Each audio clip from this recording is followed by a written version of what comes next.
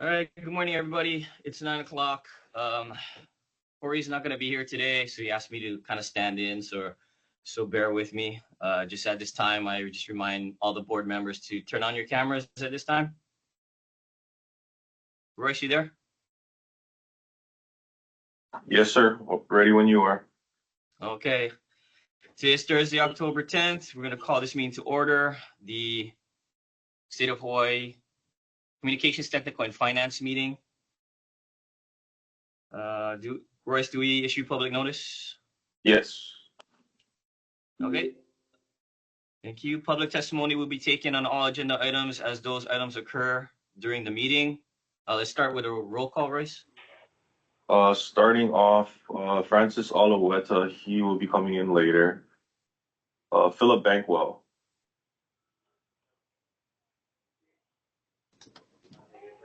Nani and Thalia are not here today.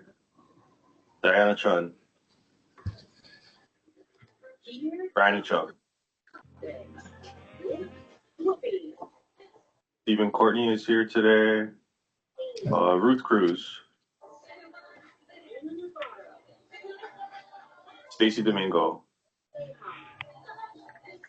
Good morning, I'm here. And I also have two captains that are sitting with me, Captain Kevin Funashiro and Captain Eddie Abe.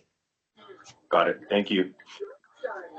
Next up, Eddie, are you here today? I think he's still on. Yes, Eddie is here today.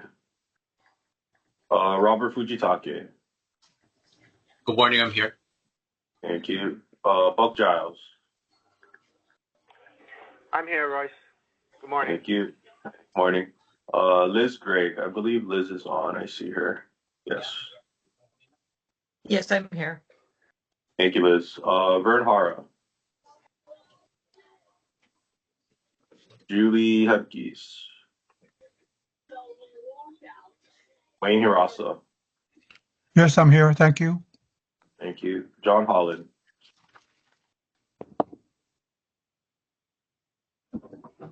David Jones. Present, thank you. Thank you. Stella is here today. Kalani is here today. Jisuk, are you here? Yes, I am. Thank you. Glenn Kobashigawa. I'm here. Thank you, Glenn. Sean is here today. Kuratani. Matthew Kurihara. Captain Kurihara, are you here? I'm here.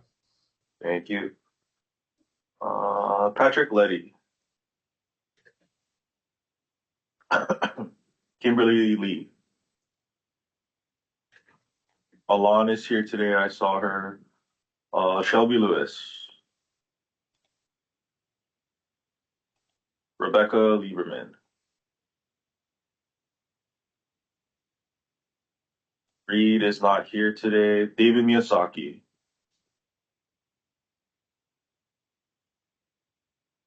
Greg is also not here today. Lauren is on. I saw him. Todd is not here today. Frank Pace.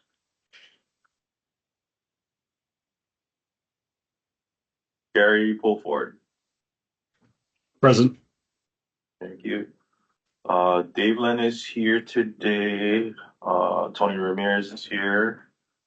Ariel Ramos is here.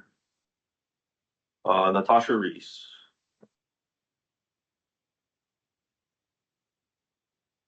Jeff Reed.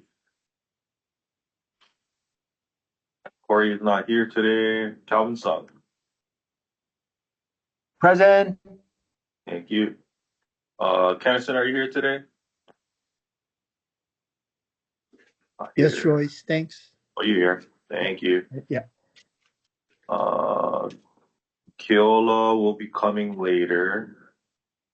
Tony Velasco is here. Miranda and Barbara Wynn.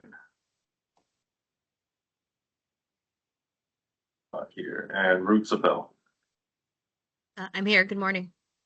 Morning, thank you. Give me 1 second, guys.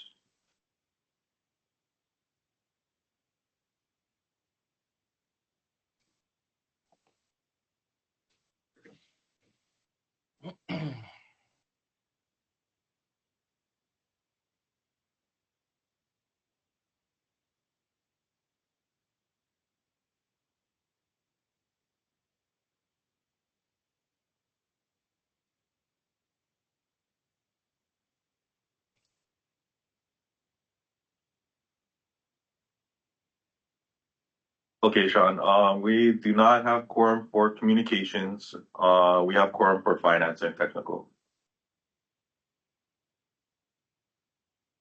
Okay, understood.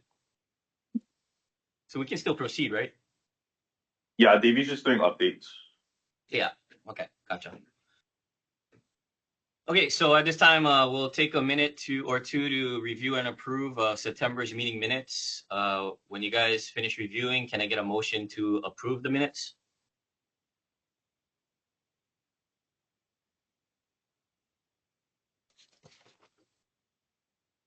Hey, Sean, it's Tony. Make a motion to approve. Thanks, Tony. Can I get a second, please? This is Stephen Courtney. I second it. Thank you, Stephen. All in favor, say aye. Yeah, aye. Aye. Aye. Any opposed? Hearing none, motion carries, minutes approved. Next, committee updates by committee chairs. First up, Communications Committee, Evelyn. Thank you, Sean. Morning, everyone. I have the first thing up on my list here is I neglected to ask at the last meeting for an update from conference attendees from APCO to give their input on how the conference affected them and what they brought back to the islands from their attendance. Royce, I'm really not sure. The only ones I think that might have attended is HPD and Hilo PD. Do we have a list of attendees?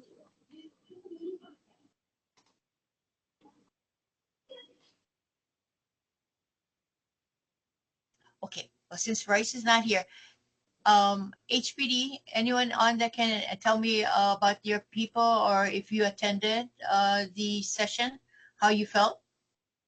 Hi, Davis, Matt.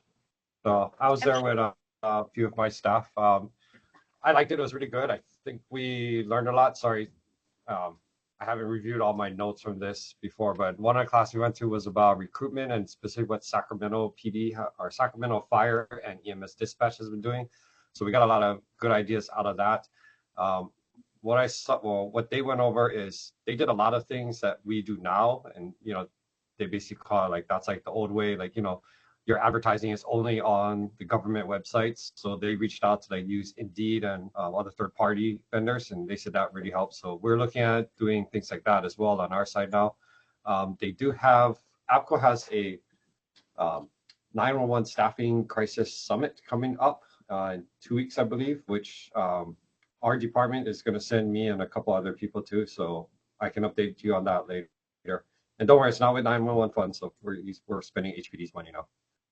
Other than that, there's like good ideas about like all the upcoming trends with like AI and more automated call answering stuff. One of the cooler ones I liked was it basically say there's an accident on a freeway, and you know how normally we'll get like 50 people calling it in saying, hey, I saw this. So what this does is within whatever geo radius you set, any calls coming in will automatically go to a recording that basically says, okay, if you're calling about the accident, we know about it. If you're calling about something else, stay on the line and then it'll connect you. So a lot of people will just get that and then hang up, and in that way it's not taking up our call takers' times, because as we all know, it's all staffing like everywhere now. Other than that, yeah, I think that sums it up somewhat. But yeah, it was a good conference. That sounds like great information, great stuff there. And you said that was Sacramento Fire and EMS? Yeah, I believe so. I'd have to go look at my note, but yeah, Sacramento something. Okay. And then we also, so we got to go visit the Seminole County Police Department, Police Dispatch Center. Okay. Apparently they're doing quite well, because they said they have like a class of 40 pending and they'll be at like full staffing, and there's like several others that were like, oh, we're full staff now. I'm like, are you kidding me?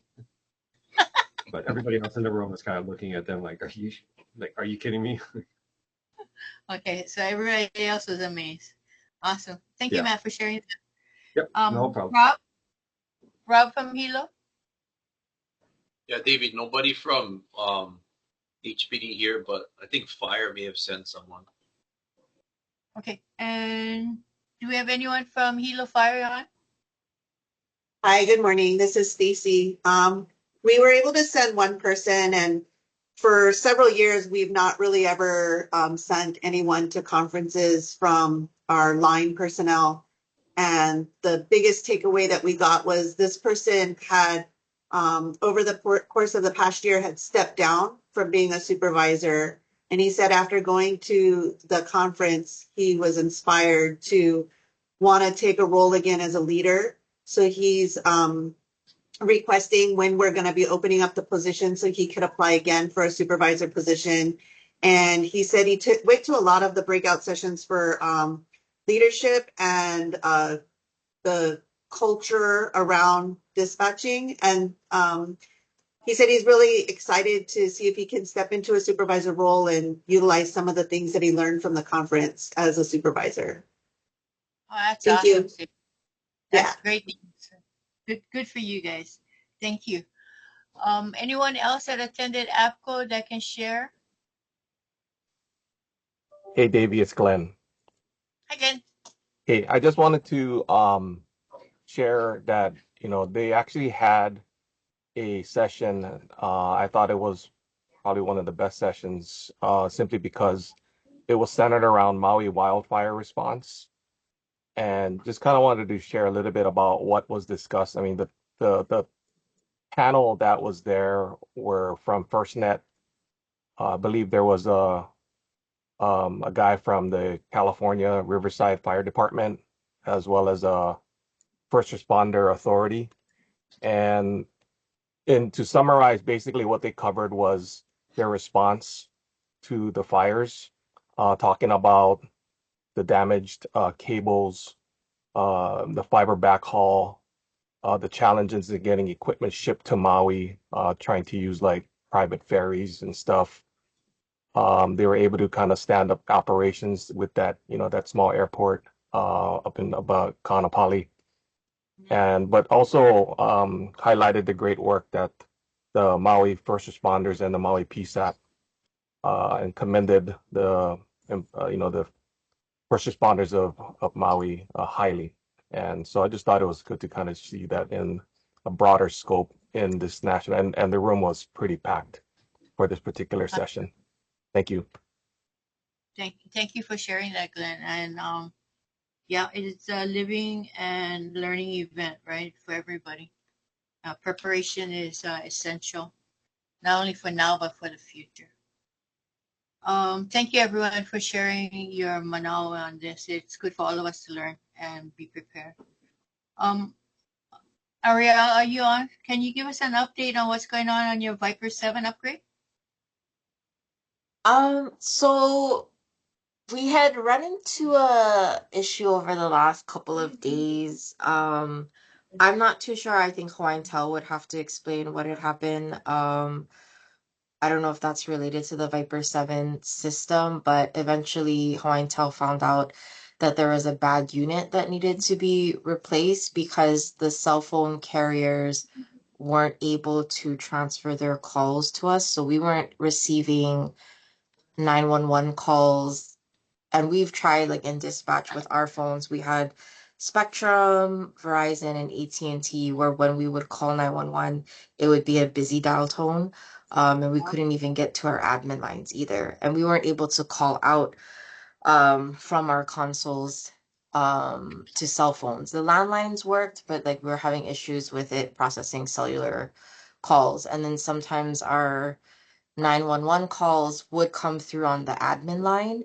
And so it would have a prefix like a 808511 number. So we weren't able to get, and then it wouldn't plot either. So we weren't able to get any Annie Ali from those 911 calls that were coming in as admin calls. That had started on the 7th. It did get resolved yesterday when Hawaiian Tel figured out that it was a part that needed to be replaced. So they came over. Once they figured that out, they came over, they replaced it. We haven't had issues since then. Wow. But yeah, I think it's not too different from what we're used to. Thankfully, the buttons are all kind of the same. The functioning is all kind of the same. There's the option to like pre-record messages. So when you answer an admin line or a 911 line, it can already have like a pre-recorded message, 911, where's your emergency, or Kauai Police, how can I help you? So we don't have to keep repeating those greetings every single time. But I think, yeah, it's just except for that thing that happened from the 7th until the 9th, we haven't really had any issues with Viper 7. Awesome. Hey, Glenn. Yes. So the issue that Kauai was having, is that totally separate from the upgrade from the Viper 7? Or was that Yes. equipment attached to the Viper 7? No, that was completely separate. That was a piece of equipment in our Lehue Center office that basically provided routes to the wireless carriers in the way they're routing calls today. So Okay. that had nothing to do with the Viper 7. Okay, thank you. I mean, I just want to clarify, so other people that's going to go do the upgrade, you know, they're clarified so that they don't have to worry about this happening to them and while doing the upgrade. Thank you, Glenn. Welcome. And then I have to welcome Alan. She's going to help me on my communications committee. Yay! Thank you. Good morning. Thank you. I appreciate it. No problem. And your first task will be to mention, sorry. Do you have another one? No, exactly what you're leading into, ma'am. Okay, so thank you, by the way. And the Christine Pagano, I'm not sure if you remember her, Davey, but Christine Pagano from the Disability and Communications Access Board reached out to Royce recently, and she's interested. Well, not only she, but she mentioned that the disability community is showing more interest in text to 911, and so she's requesting some presentations. Awesome. To people. So she mentioned maybe spring or summer of next year, you know, either before or after the legislative session. So if anyone is interested, please reach out, let us know. And I'm going to go over some of the presentations that she had sent over that she got from us back in like 2016. So again, if you're interested in helping us with any presentations, then please let us know. Thank you. So you're asking other people in Honolulu to help you, is that correct? Yes, that's correct. Thank you. Unless you want to fly down. No. Well, let me know if is there anything that, you know, if you need help in anything, I'd be glad to come down on my own to help out. Great. Thank you. And welcome on board, hon. Thank you. I have two more things I just wanted to drop on real fast. Hey, Glenn, again, I'm sorry to bother you. I've noticed, Glenn, are you there? Yeah, I'm here. Sorry. I've noticed in our monthly report that we just had that, again, we're having issues with our information not being updated, and it looks like Intrado has their personnel out on leave again. And it's not only happening to me, but to the rest of the state. Can we follow up with them to find out when they're looking at resolving all those numbers that needs to be addressed? Yeah, absolutely. Sorry, David. This is news to me as far as this being another an issue again. I tracked this all the way through until about a couple of weeks ago when they had brought the numbers down significantly from the time we initially looked at this. I think it was in April or May when you brought it to my attention. So yeah, absolutely. I will get with them. Thank you. I mean, for the entire state is lagging on that. So I think that's important for us to make sure that somebody pushes them to that. They understand how important it is for us, especially in the 911 world. Understood. And the other thing I wanted to share with everyone is I had the pleasure of having Jill Takuda here visiting us. She happened to be on Maui, and she reached out and said that, she would like to come and visit. So that was good for us. And she stopped in for a little while and just talking to our people. And I'm trying to keep that connection open with DC. You know how important it is for us, so that they never lose fact of trying to make them as emergency responders. You know, acknowledging and keeping that an open line of communication with someone up there so that eventually we can get this done. You know, these people need to be recognized. And she spent a while here with us, but I would suggest that if you guys have a chance and, you know, you guys can send out a message to her office, because right now they're in break unless they get called back to like how they should be, going back up to make decisions about hurricanes and funding of up there. But if you guys want her to come and visit, and she's always open, just got to ask when she's home if they can reach out, you know, and stop by. So, and that's all I have. Sean, thank you for your patience in my lengthy committee meeting. Thank you. Nonsense, David. Thank you for all the information, and thanks, Alon, for volunteering for that communications committee. So that's a good thing. She's always working hard. So, all right. So the next section is my section, the technical committee. As you all know, the technical committee and pretty much all the counties have been pushing for this laptop solution for years now. Glenn had some good news combined with some not so good news about moving forward with the laptops. We have a demo today, I believe. Is that correct, Glenn? Still scheduled? Yes, correct. So I'll let Glenn introduce the person who's demoing, and maybe Glenn can give kind of like a background of maybe the hiccups and how we've progressed through attaining these laptops. Go ahead, Glenn. Thanks, Sean. Yeah, so Intrado has a laptop solution. It's a portable Viper workstation, and originally this was introduced several years back, and at the time there were some things that we needed to square away security-wise, and with our own, you know, in alignment with our own company's procedures and policies. And at the time, it wasn't a good solution. You know, over the course of years, obviously technology advances, and they've made progress to a point where we were able to have this demo done in person. I think for a few that attended, I want to say APCO or NINA last year. And so the same gentleman, Jeff Lures from Intrado, he's an engineer, is on with us today to kind of give an overview of, you know, the laptop itself, and some of the use cases that potentially this could be beneficial in. So with that, Jeff, are you there? I am. Thank you. Excuse me. I'm going to see if it'll let me share my screen here. I do have a few slides. This is a difficult thing to fully demo remotely, but I should be able to give you a good, give everyone a good picture of what it involves, and obviously if anyone has questions. So there we go. Can everyone see that? Yes. Yes. Perfect. All right. Well, to start off with, thank you very much for the opportunity to be on here and talk with everyone.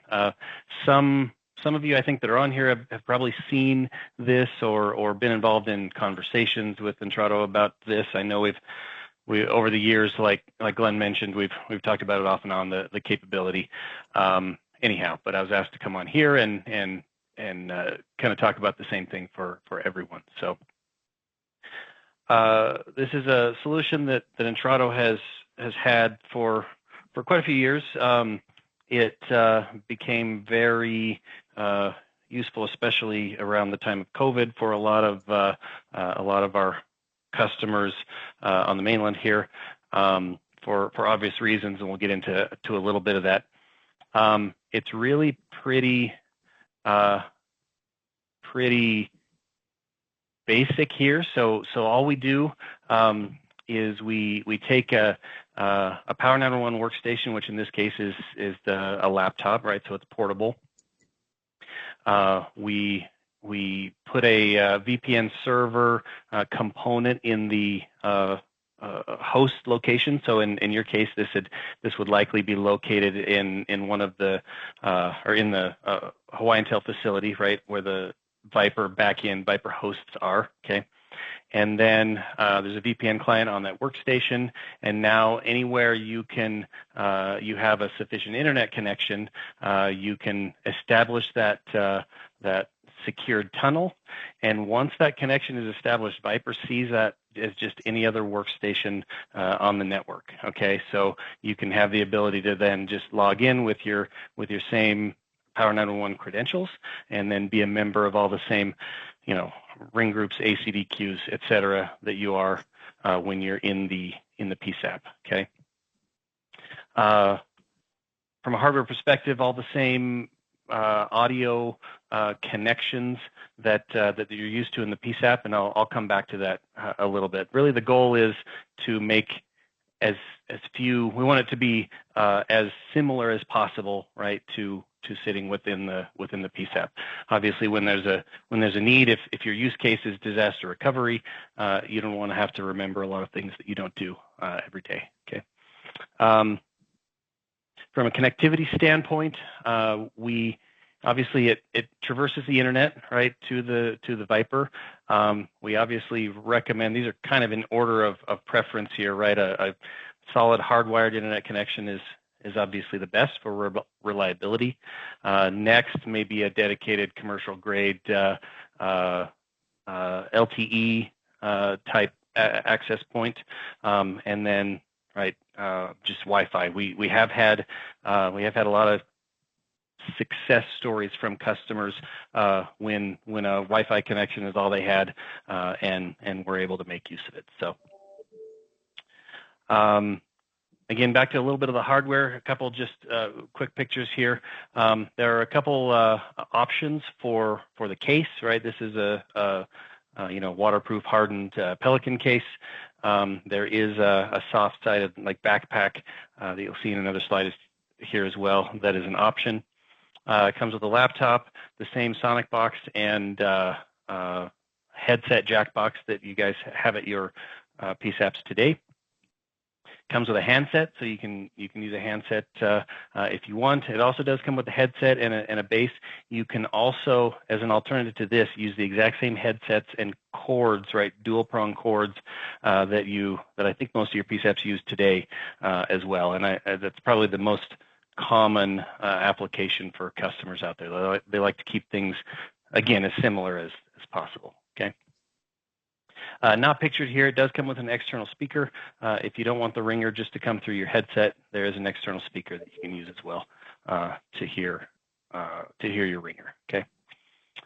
A couple of case studies, I guess, from customers who have put these into use. I believe both of these were around the time of COVID. So kind of a combination of running in parallel with an existing PSAP just because they need to distance people, and in some cases needing to vacate their PSAP because somebody was tested positive and they needed to take a half a day or a day to decontaminate, right? So Palm Beach County, Florida, they have 15 PSAPs, right? They ran the gamut as far as whether an entire PSAP needed to evacuate, like I mentioned, or just some situations where their larger PSAPs needed to staff the facility right at a lower level and put people in other places. So they used meeting rooms, a public library in one case, whatever. We had another PSAP that leased some, an empty building across the street and that kind of thing. Okay. And there's the picture of the available backpack, right, as well. And then really the last slide I have was another example of a customer, Hamilton County, Ohio. They did really the same thing, right, to try to limit the number of people within their PSAP during COVID.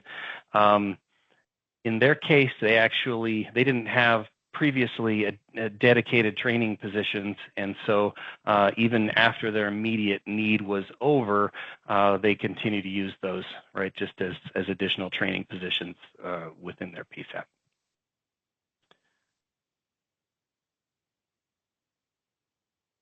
So that's all the slides I have.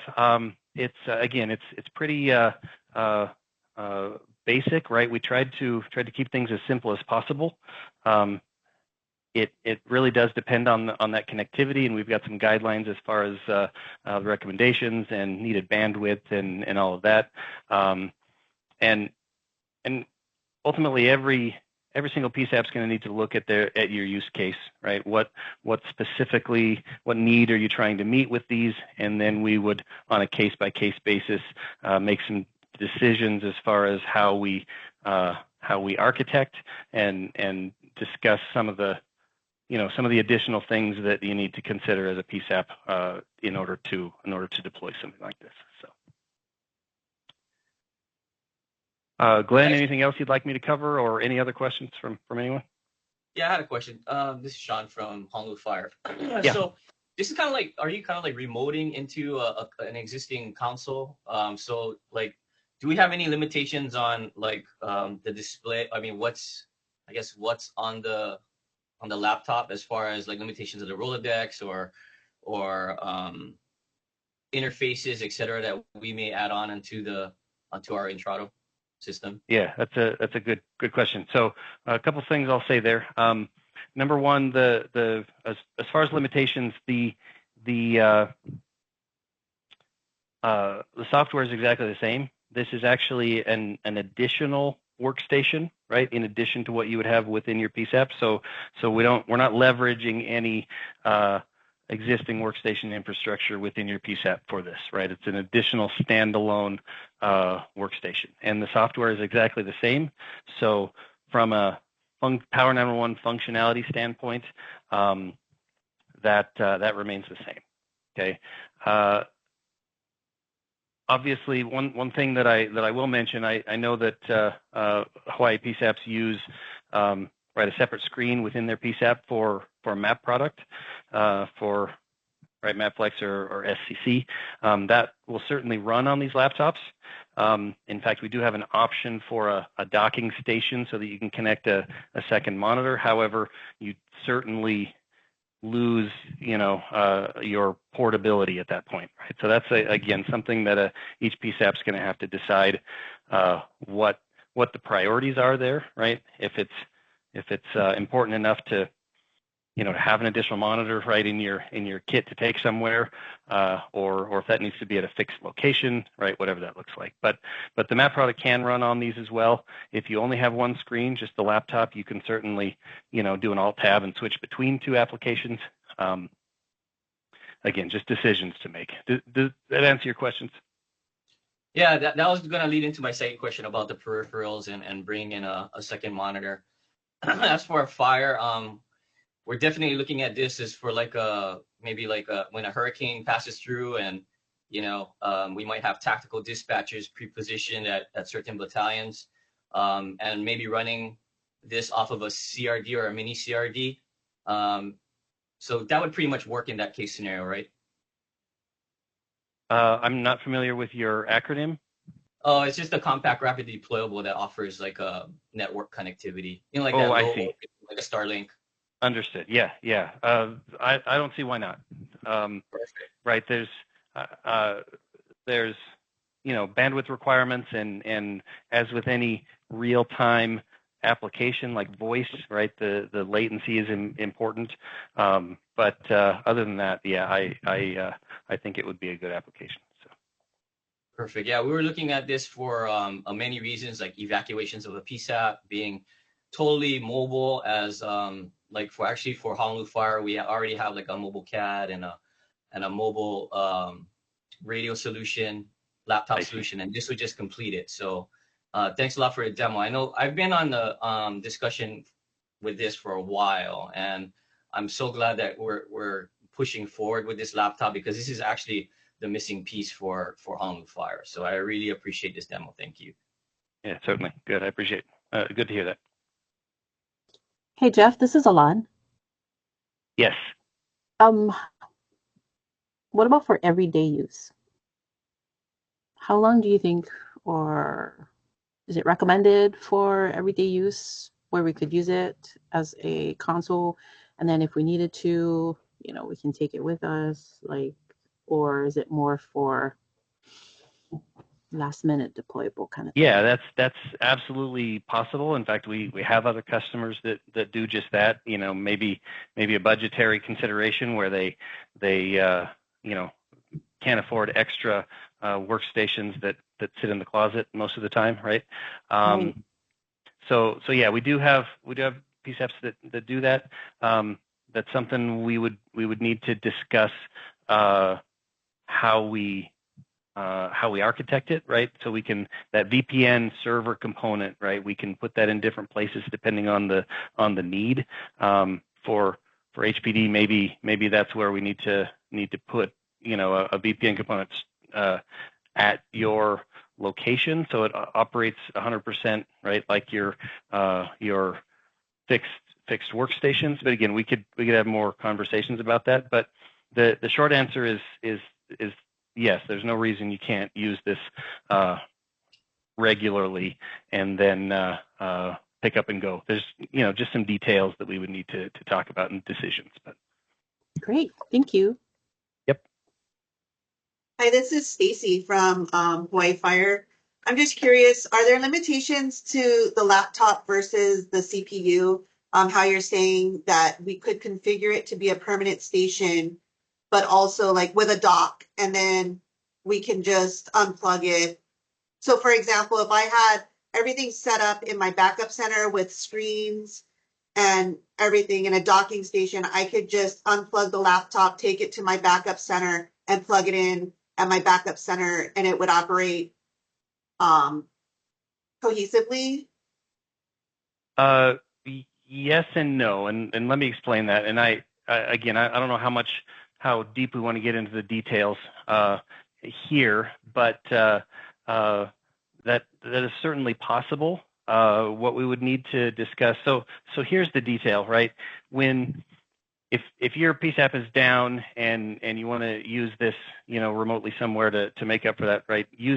At that point in time, using an internet connection for that connectivity to Viper is less critical, right? The fact that you can log on and take a call. Now, if you want to use this right on in a normal situation, right, at your PSAP day to day, it's, you know, you'd be less likely to want to pass that over the internet all the time because it's going to be by nature less reliable, right? And so those are the things that we would want to consider, right? And it might make sense again to give you maybe your own VPN server at your PSAP. Then that way you could have it wired into your network in the back room via a dock, and then when you go to take it, you would connect to that VPN server. But again, it's not a technical limitation.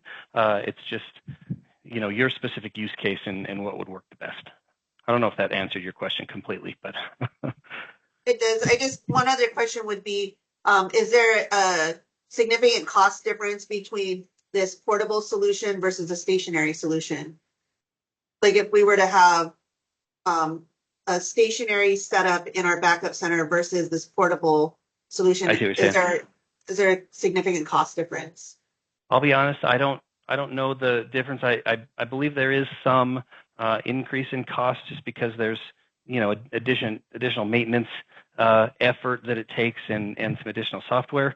But Hawaii Intel would probably ultimately need to answer that right after we get everything to them that they need. So. Okay, thank you. Yep. I see Steven's hands up. Stephen Courtney, you have a question? Yes, Stephen Courtney with the City and County of Honolulu. I guess I just basic question on the cost of this system for this solution. Glenn, is that something you can speak to at this point? No, that's one of the things that we're working out the details with at this point. Okay, thank you. Chief Fujioka, you got a question? Yeah, so kind of segue into Courtney's question. If an agency purchases this platform, we would need an additional license, or does it run off a backup license? In other words, if we had 5 backup terminals and we deploy this mobile solution and we log on, would that be in additional to the 5 backup licenses, or can we utilize one of the 5 existing backup licenses? I see. So each workstation, right, is licensed individually. It's not a concurrent use model. Okay, so each workstation would, whether it's fixed or mobile, right? Each workstation requires its own license. The fixed workstations, we do have, right, primary and backup versions, right, where the backup saves a little bit of money. With the laptop, the remote position, it's one standard license. Understand. And for the laptop model itself, it's proprietary to Intrado. What I'm getting at is, can the PSAP provide you with their preferred laptop and you download the software and security measures you need to, or we need to use the Intrado model laptops?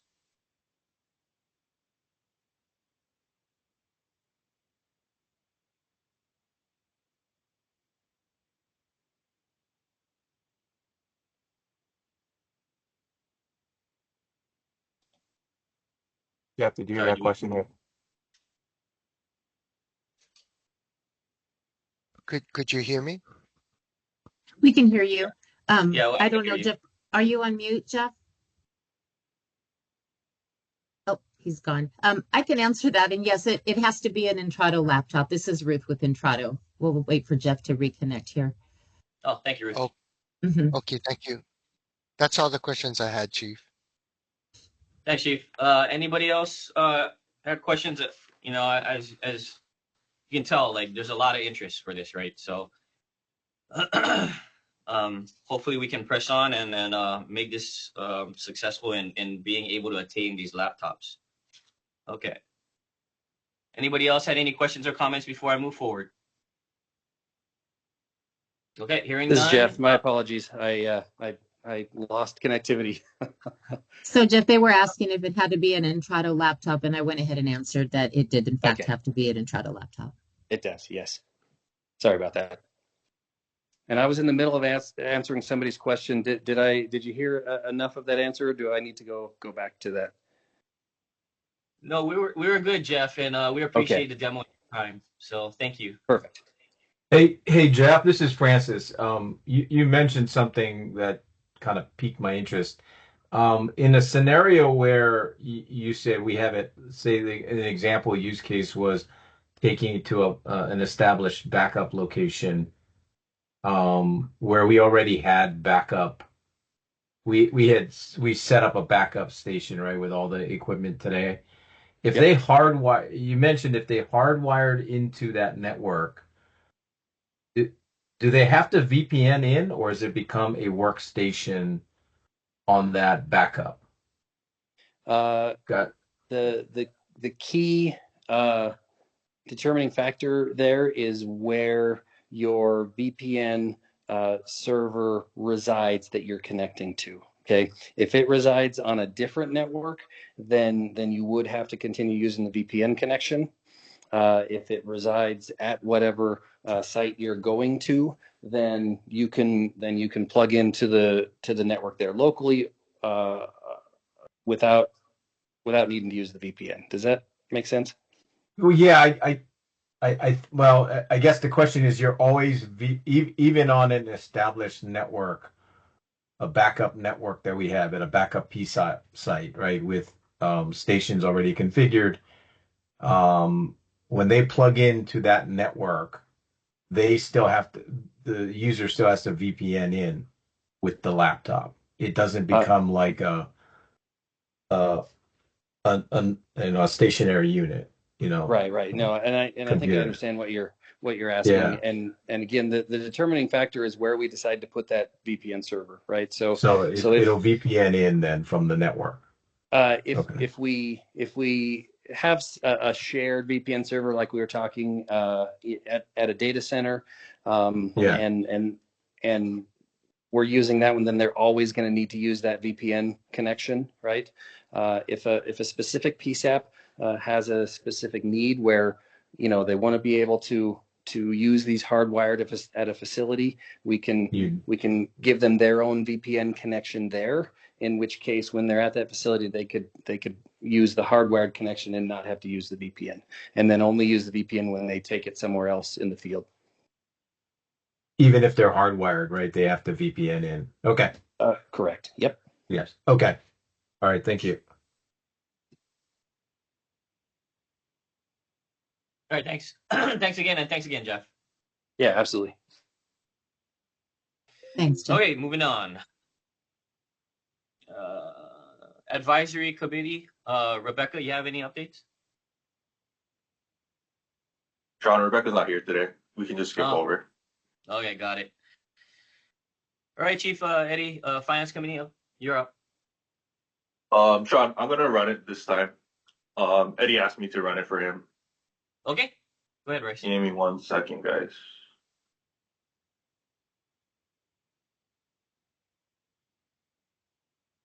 All right, so starting off for the September 30th cash flow statement, 911 surcharge collection for the month, 1,048,719. Interest income was 128,929. Total receipts, 1,177,648. Total pay downs for the current fiscal year came out to 92,925 for the month of September. Total pay downs for encumbrances for the 2024 we only had this month was 227,118. Our net back balance as of September was 45,429,619. Our outstanding encumbrance balance is 13,546,263.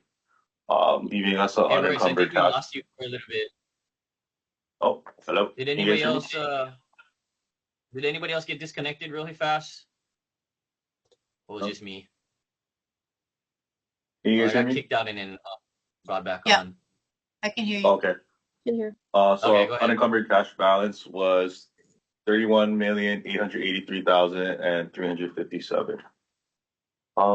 Stop sharing this. And then next on the agenda.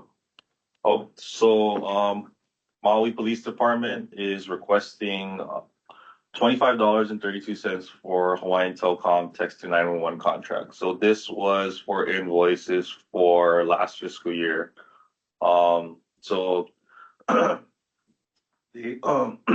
me.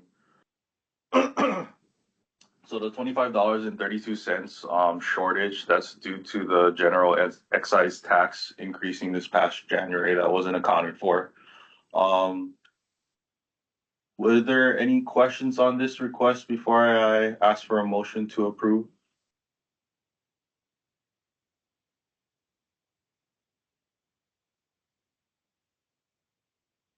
Okay. So can I get a motion to approve Maui Police Department's request for $25.32 for HT's text to 911 contract? Hey, Royce, this is Tony. I'll make a motion. Thanks, Tony. Can I get a second, please? This is Matt. I'll second. Thank you. Any opposed? Hearing none, motion passes. Next up, the next request is EMS is requesting $3,793.54 for Central Square Conference. So I spoke to Lauren about this at the end of the year. I think there was just a miscommunication about the amount of funding that needed to be carried over to this fiscal year to pay for this conference. He originally had budgeted 3, but we didn't realize that the third person that we budgeted for was for ocean safety. So I just received a request from them. That is the full amount that ocean safety is asking for. So if there's no questions, can I get a motion to approve EMS's request for $3,793.54?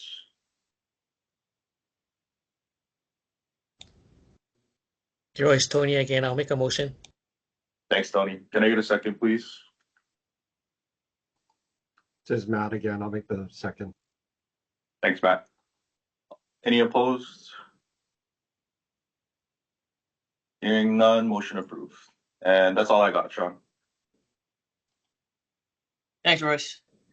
Next on the agenda, public service, answering point status updates on recruitment and other personnel issues. Kauai Police Department. Good morning. So right now we do have 10 full-time dispatchers. One sort of on a extended leave, kind of a modified schedule. We do have one trainee. She's projected to finish her field training at the end of November. So hopefully by the beginning of December, she'll be out on her own. We also get assistance from 5 former dispatchers who are still employed within the county. They kind of help to fill in the gaps when we have shortages. And then 5 sworn personnel have been helping out as well. And then 1 has been newly trained to do call taking, sworn personnel as well, who's helping us out. Unfortunately, nobody else applying for dispatch at this time. And that's my update. Great, thank you. Tony Ramirez, I saw your hand go up, man. I'm so sorry. Do you had anything before we move on? I just got a question, and I'm glad you asked now while Sergeant Ramos is still on. Sergeant Ramos, on the deployment and the upgrade to the system that happened for Kauai, would you consider that a successful deployment now that they fixed that Hawaiian Telcom fixed the that or repaired that one part?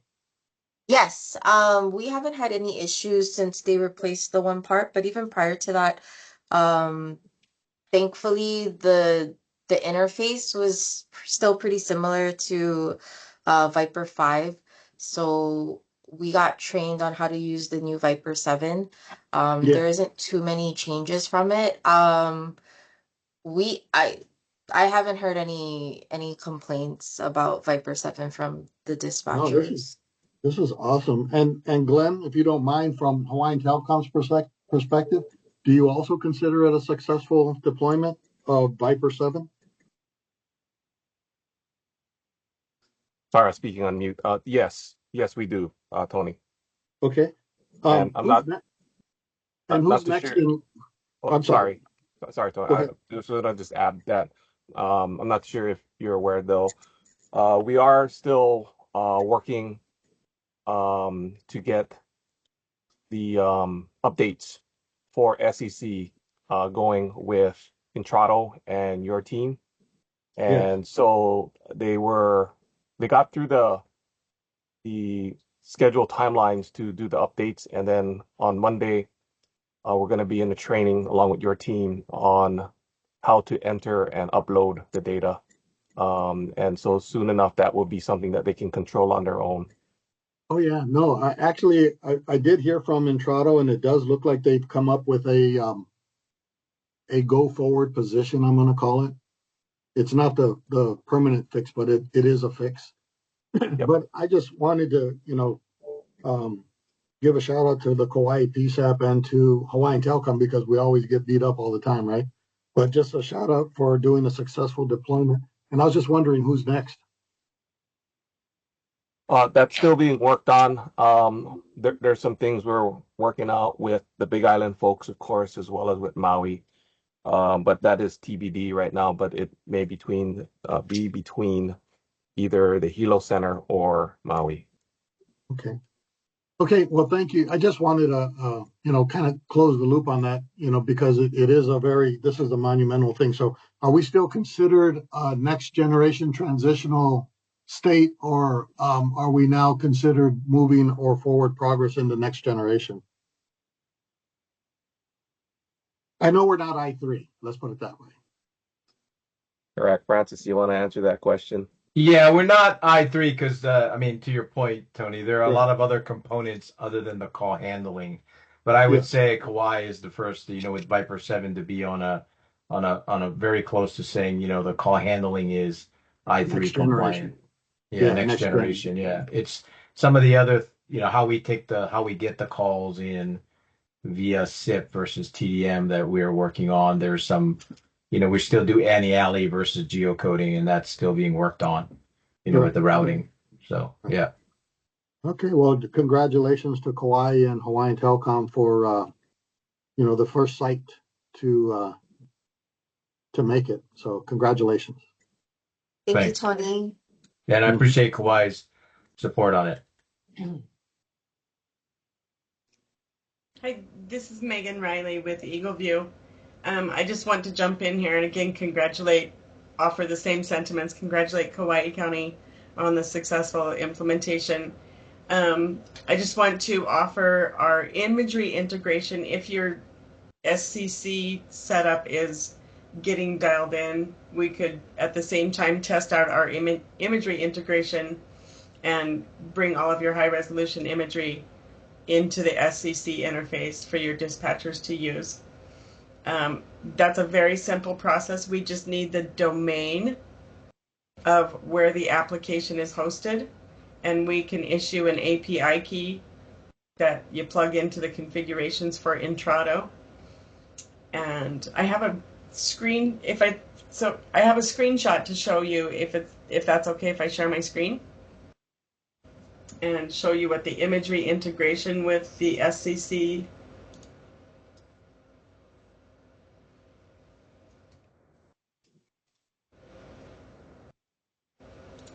Sorry, give me just 1 minute. Here we go.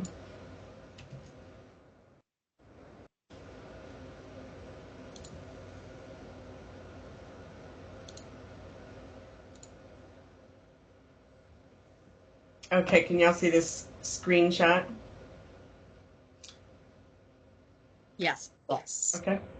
So just a brief overview, this pictometry button, once the integration is activated, brings up this separate viewer window with our imagery. And it zooms the imagery right into the location indicated on your Intrado system. And it allows you to rotate and see all 4 directions around that imagery. You can select different dates and overlay your GIS layers as well. So I know that's something we've discussed with most of you or all of you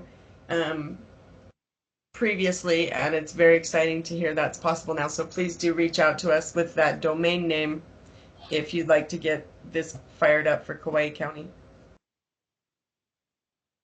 Okay, thank you, Megan. Thank you, Megan. I'll reach out. So we do use Eagle View because our maps aren't completely updated in Intrado. So that would be really helpful. Okay, I'll look forward to it. Thank We'll you. get it ready for you. Thank you. Okay, thank you. All right. If no other comments, moving forward with the PSAP updates, Honolulu Police Department. Hi, Captain Koyar. So we're still at about 35% shortage, losing one more in about 5 days, unfortunately, and nothing really in the pipe. So it's still hurting here. Thank you. As for Honolulu Fire Department, we have no further updates. We're still running at 100%. Honolulu EMS. Yeah, our status is still the same. We having trouble just filling the spots. I'd like to thank the board for the approval of the motion that was carried by Royce. Thank you. Thank you, Chief. Maui Police Department. Thank you, Sean. So on September 21st, we did a one-stop shop. And during that day, we had people come in. We had about 40 people that came in and applied for our ESD position. We offered 18 that day. And so far, we have at least almost 12 that if everything goes well, I already have 5 ready to be starting in either November 1st, I think 4 on November 1st and 1 on November 18th. And then they're still reviewing 7 more people. So it's looking hopeful. We're gonna have more new people than old people in Semi Center. But it's a light at the end of the tunnel, I hope. And soon to go out to pasture, I'm hoping. Okay, and that's all I have. Thank you, everybody. Thanks, Davey. Hawaii Police Department. Good morning, everybody. It's Rob, and yeah, glad to hear that, Davey. Very happy for you guys with all that new personnel coming in. For Hawaii Police Department, we currently are at about a 24% vacancy rate, which is 11 openings. We do have 2 new police communication officer, one starting on November 1st. We also have 3 trainees right now, different phases of their training with call taker and radio training. But again, we do still have the continuous recruitment going on our county website. That's all I have. Thank you. Thanks for that update. Hawaii Fire Department. Good morning, Stacy from Hawaii Fire. We have 9 permanent employees and 4 trainees, and with those 13, we're roughly at about 50% staffing. Just looking forward to moving into our new call center. Thank you. All right, thank you. Next up, items for discussion, consideration, and action. Any additional items proposed by meeting attendees? Hearing none, moving to announcements, future virtual meeting dates, times. Thursday, November 14th, and Thursday, December 12th, the next meetings. Future conference dates, none listed so far. And additional announcements from meeting attendees. Okay, hearing none, open forum, public comment on issue. Yep, sorry. Oh, Sean, hey, this is Francis. I just wanted to make an announcement real quick. For those of you, you may know Tracy Asato. He's one of our 911 techs out in the PSAPs. He is retiring in November.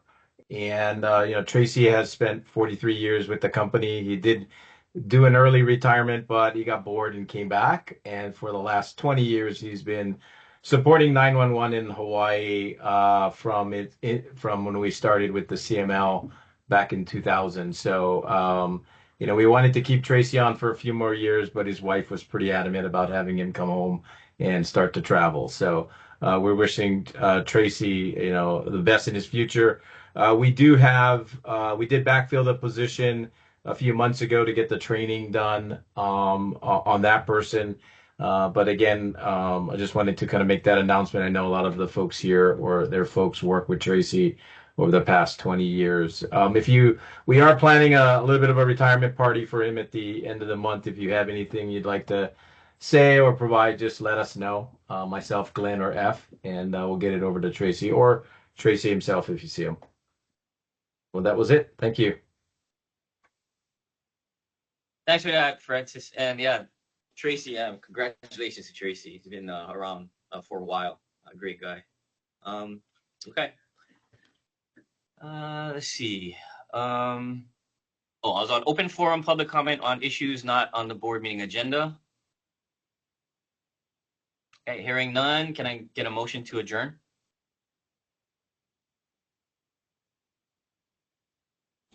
This is Tony. I'll make the motion. Thanks, Tony. Can you get a second? This Is is Matt, Tony. I'll second. Okay. Okay, thank you. Any opposed? Hearing none, motion carries. This meeting is adjourned. We'll give it 5 minutes. Get back at 10 after 10, and we'll start the next one. Thanks, everybody.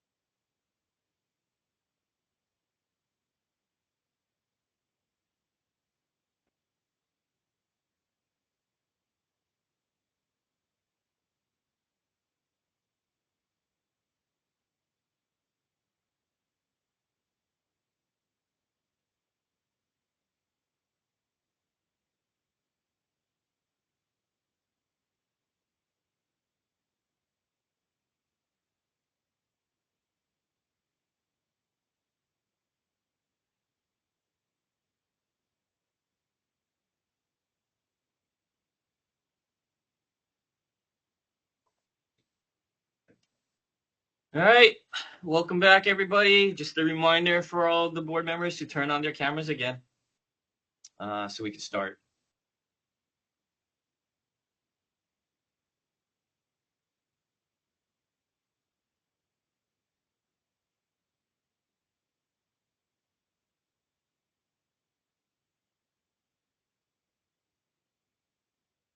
All right, Royce, are you there? Yes, sir.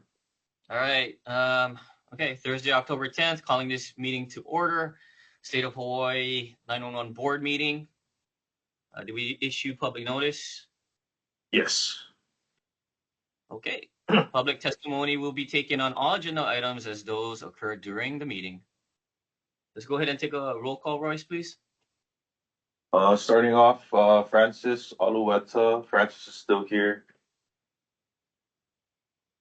Philip Bankwell. Philip, you still here? I'm here. Thank you, sir.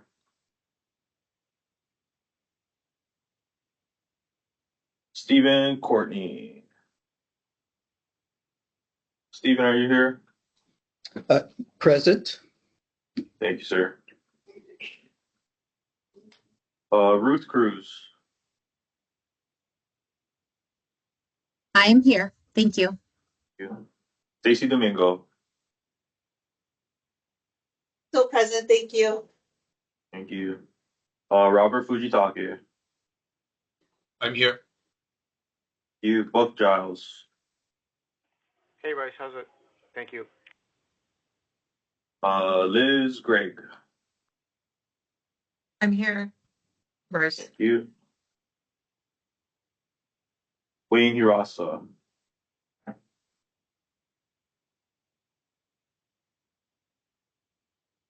David Jones. Still present. Thank you. Thank you, David. Stella is still here.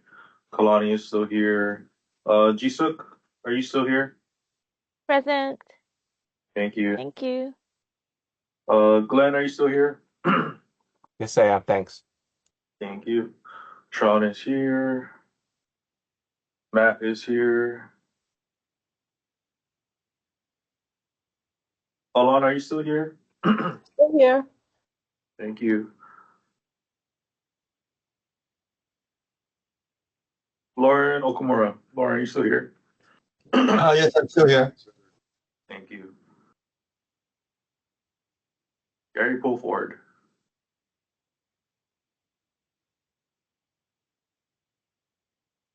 Evelyn had to jump off. Tony Ramirez. Tony. Still here. Tony. Thank you, sir. Ariel Ramos. Here, thank you. Thank you. Calvin Song. I'm here. Thank you. Kennison, are you still here? Yeah, still here. Thank you. Thank you. And Keola is here. Tony Velasco is here. And Ruth Sobel. Ruth, are you here? I'm here. Oh, thank you. All right, give me 1 second, guys.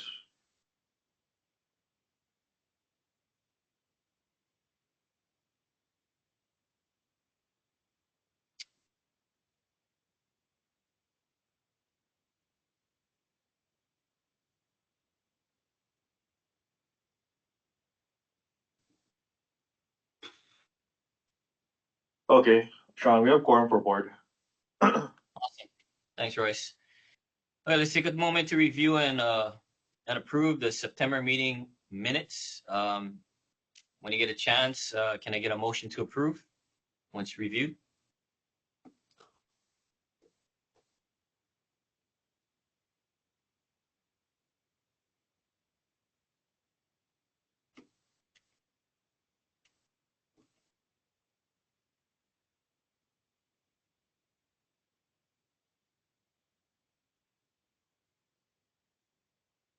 This is Matt. I'll make the motion to approve. Thanks, Cap. Can I get a This second? is, yeah, this is Francis. I'll second. Thanks, Francis. Any opposed? Okay, hearing none. Minutes approved. Motion carries. Committee updates by chairs. Is David still here? No, Davey had to hop off. Okay. All right. I have no further updates as far as the technical committee, finance committee.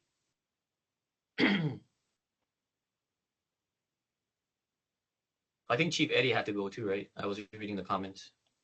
Yeah, so no further updates, Sean, for that one too. Got it. Public service answering point. Any PSAP? Any updates for the PSAPs? Can you make them known now?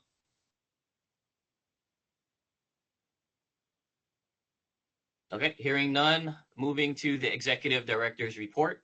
Go ahead, Royce. Alrighty, give me 1 second.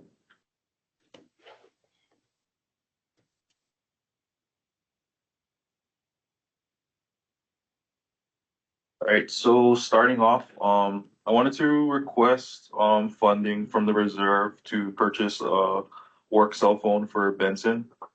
So I did receive the quote for the phone itself and the service. So for the full year, it'll come out to $525. So could I get a motion to move this for board approval for $525 to purchase a work cell phone and service for the administrative service assistant?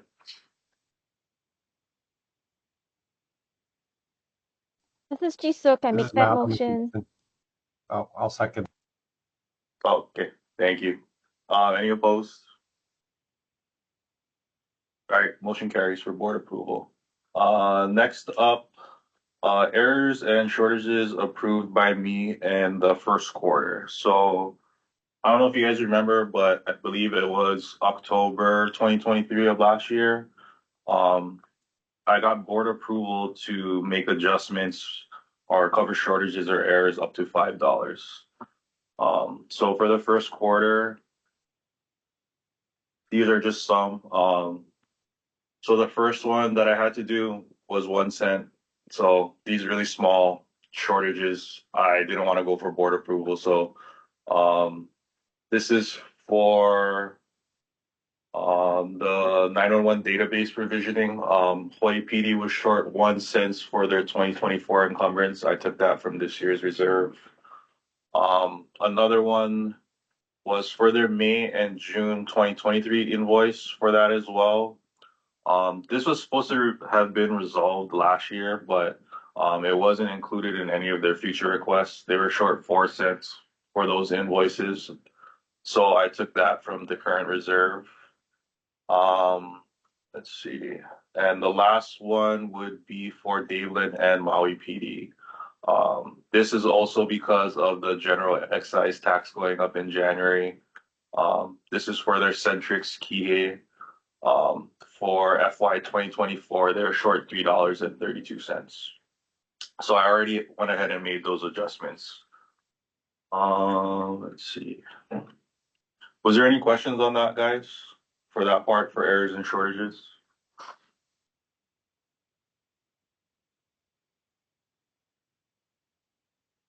Okay, moving on. Next up, update on the independent audit reports. So I already looked at the first draft for the 2023 audit.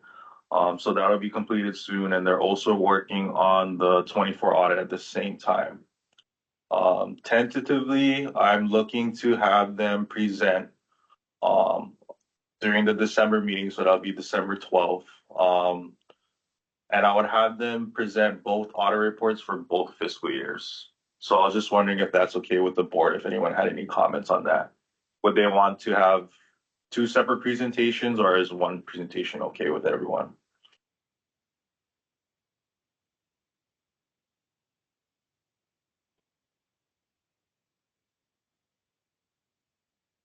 No comments, I guess. Is that okay with everybody? Yeah, this is Stephen Courtney. I think we should make them 2 separate presentations. 2 separate, okay. anyone else? Did everyone else agree they should have two separate, or should we do it all at once? Anyone else have any comments?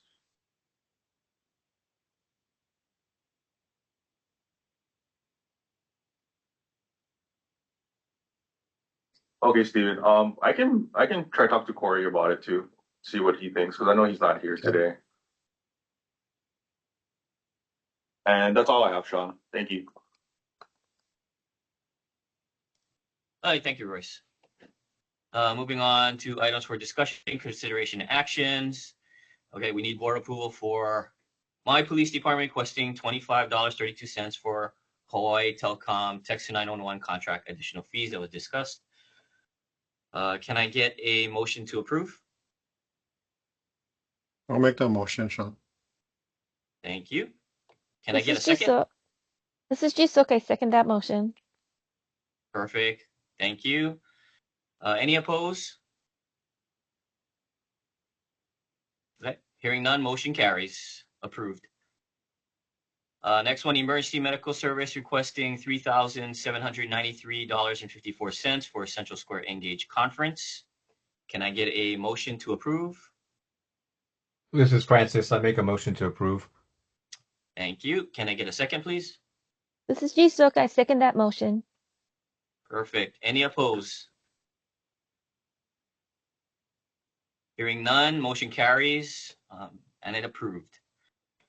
Lastly, for this, executive director requesting $525 to purchase the work cell phone. Can I get a motion to approve? This is Matt. I'll make the motion. Thank you. Can I get a second? This is Jisoo. I second that motion. Thank you. Any opposed? Hearing none, motion carries and approved. Additional items proposed by meeting attendees, anyone? Okay, hearing none, moving on to announcements. Future virtual meeting dates and times, Thursday, November 14th, 2024, and Thursday, December 12th, 2024. Future conference dates, 3 months of advance approval required, none listed yet. Additional announcements from meeting attendees, anyone? Okay, hearing none, open forum, public comment on issues not on the board meeting agenda. All right, hearing none, can I get a motion to adjourn? This is Jisoo. I make the motion to adjourn. Thank you. Can I get a second? This is Stephen Courtney. I make the second motion to adjourn. Thank you, Stephen. Any opposed? Hearing none, this meeting is adjourned. Thanks, everybody. Thank you. Thank you. Thanks, everybody. Thank you. Thank you. Thank you, everybody. Thank you, Thank you. Bye-bye.